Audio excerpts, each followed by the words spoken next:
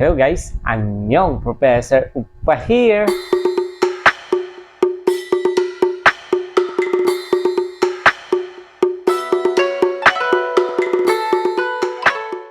Okay guys, for today's video, sisimulan na natin yung familiarization natin about sa 14 basic consonants. Okay, so 14 basic consonants of Korean alphabet. Okay, so consonants in Korean is jaum, jaum. Okay, and vowels naman is muum. Okay guys, so araso? Yes! Okay, so ang first consonant natin is giok. Okay, giok. Guys, may dalawang way kung paano sinusulat ang giok. Okay, yung unang way is yung ganto. Yung vertical tsaka horizontal line niya is straight lang. And next naman is yung ganto. Okay, so yung pinaka-buntot niya is naka-slant.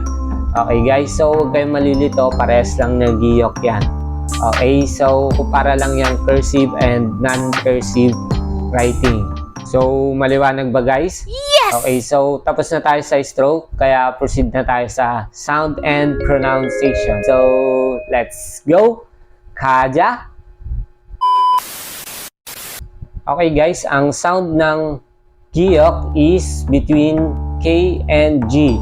Okay, so pag pronounce nyo yung giyok, dapat maririnig nyo yung accent ng K sound and accent ng G sound. Okay, so example is kada. Okay, kada. So hindi siya kada, hindi rin siya gada.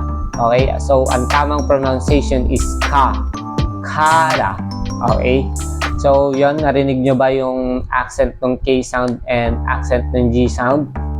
Okay, so kada meaning is to go.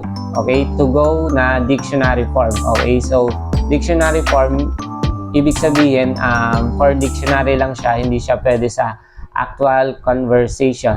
Okay, so dictionary form, ito yung pagka nag-search ka sa dictionary or sa internet ng mga words or verbs, ito yung lalabas. Okay, so maliwanag ba? Okay, so next is giyok. Okay, giyok itself. Okay, so hindi siya kiyok na parang kiosk machine. Okay, so What? hindi rin siya giyok. Okay, ang tamang pronunciation is kiyok. Kiyok. Okay, so giyok meaning ito yung first consonant natin sa Korean alphabet. Okay, so next is kamsahamnida. Okay, kamsahamnida. Okay, so hindi siya kamsahamnida, hindi rin siya gamsahamnida. Okay, so ang tamang pronunciation is kamsahamnida. Okay, so kamsahamnida.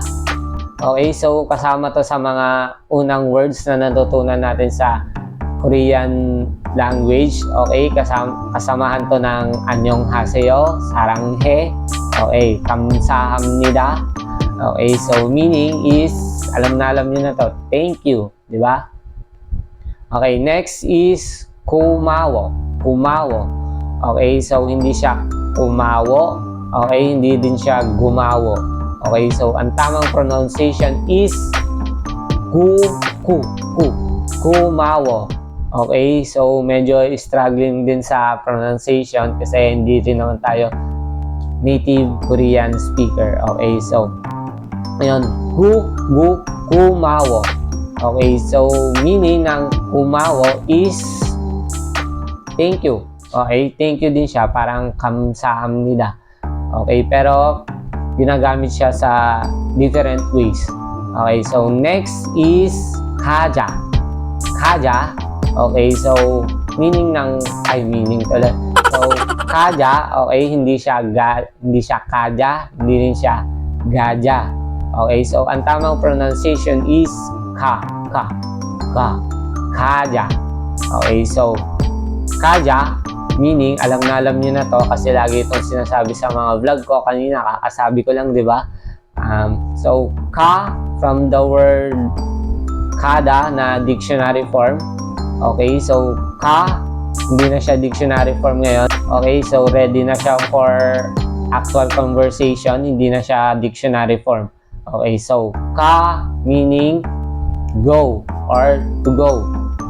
And ngayon, may kinonjugatean siya ng ja. Okay, ja. So, ang ja is suffix siya na ina-attach sa mga verb to suggest to do the action words. Okay, so example, so if I say ka, it means go. You go or I go. Okay, but when I say kaja, it means I'm suggesting to you to go. So literal meaning, let's go. Okay, so maliwanag ba guys? Araso? Okay. Okay guys, so nahirapan ba kayo i-identify yung right and wrong pronunciation?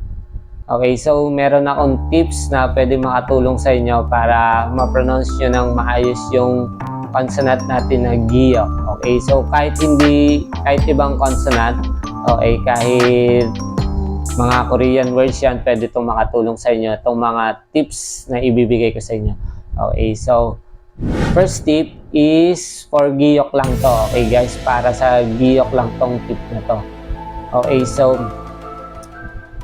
as I said, sabi ko kanina, yung giyok, okay, so combination siya ng K sound and G sound. Okay, so pag pronounce nyo yung K sound, okay, so dapat lalagyan nyo siya ng vibration, okay, para mapalabas nyo yung accent ng G sound. Okay, so discarte nyo na yun kung paano nyo lalagyan ng vibration yung pag-pronounce nyo dun sa K sound. Okay, so ito yung example nung plain na K sound lang. Okay, so ka. Okay, so ayan yung plain na K sound lang. Okay, so ito naman yung right pronunciation na may vibration. Okay, so pakinggan nyo mabuti. Ka. Okay, so yon, di ba, narinig nyo yung tawag dito yung accent ng G sound, di ba? Okay, so yan yung first tip. Okay, ito yung second tip, para na to sa lahat, para na to sa kahit ano, sa mga Korean words, para ma-pronounce nyo siya ng maayos. Okay, so second tip is makinig lagi kayo sa mga native Korean speakers. Okay, so makinig kayo ng Korean podcast, mga K-dramas, manood kayo. Okay, so makakatulong din yon, para ma-enhance yung listening nyo at saka para actual nyong marinig kung paano i-pronounce ng native Korean yung mga Korean words. Okay, so yun yung second tip. Okay, so last tip is maging confident lang kayo, maging natural lang kayo sa pagbibigkas ng mga Korean words. Okay, so example, kaja, kamsahamnida, kada, kaja, ano pa ba? Kureso, jonatim, jaljaso, jamukesumida. Okay, so ganon pagbigkas, dire-diretso lang. Okay, so huwag kayong matakot magkamali.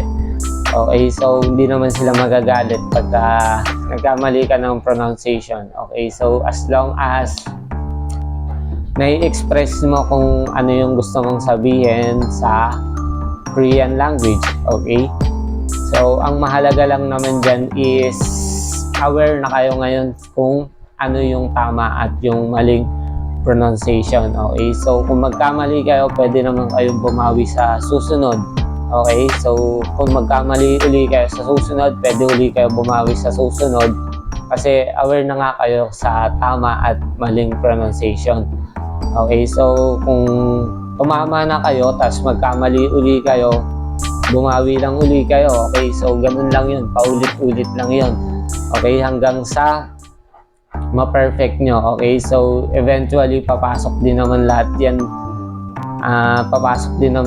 sa subconscious mind nyo, yung learnings na napag-aralan natin. Okay, so yun, that's it.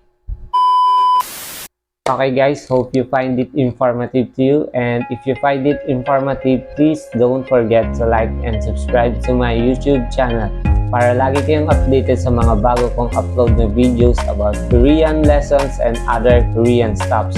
Okay, again, I'm Professor Oppa. That's all for today's video, so see you next time. 그래서 다음 시간에 봐요. 안녕!